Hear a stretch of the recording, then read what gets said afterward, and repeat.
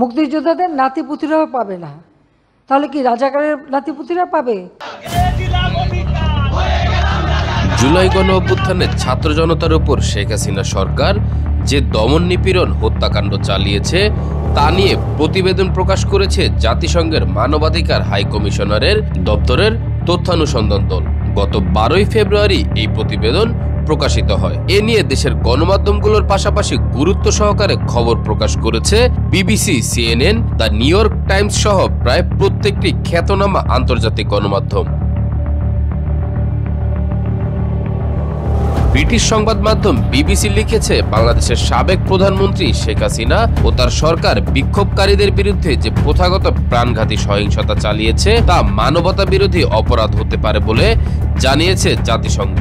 সংস্থাটির মানবাধিকার তদন্তকারীরা বলেছেন, গত বছর বাংলাদেশের আন্দোলন চলাকালে প্রায় 1400 জন নিহত হয়েছে। তাদের মৃত্যু প্রধানত নিরাপত্তা বাহিনীর হাতে হয়েছে। মার্কিন সংবাদ মাধ্যম CNN এর প্রতিবেদনেও সরকারি বাহিনীর হাতে 1400 জনের বেশি নিহত হওয়ার বিষয়টি গুরুত্ব পেয়েছে। খবরে আরো বলা হয়েছে, হত্যা ও গোয়েন্দা সংস্থাগুলো ক্রমবর্ধমানভাবে মানবাধিকার লঙ্ঘনে লিপ্ত হয়েছিল, যা মানবতা বিরোধী অপরাধ হতে পারে। এর আরো তদন্ত প্রয়োজন বলে উল্লেখ করেছে জাতিসংঘের মানবাধিকার বিষয়ক হাই কমিশনারের দপ্তর।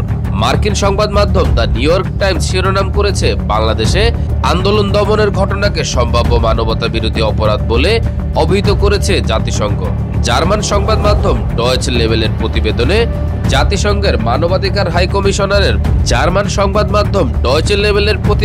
জাতিসংঘের মানবাধিকার কমিশনার ভলকার তুর্কের বক্তব্য উল্লেখ করা হয়েছে।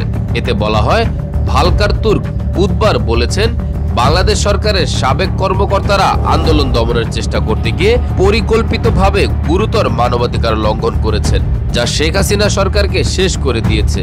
জাতিসংঘের মানবাধিকার অফিসের প্রতিবেদনের কথা উল্লেখ করে বার্তা সংস্থা এপি লিখেছে, গত গ্রীসে বাংলাদেশের ছাত্র নেতৃত্বাধীন আন্দোলনের বিরুদ্ধে দমন অভিযানে নিহতের সংখ্যা 1400 জনেরও বেশি হতে পারে।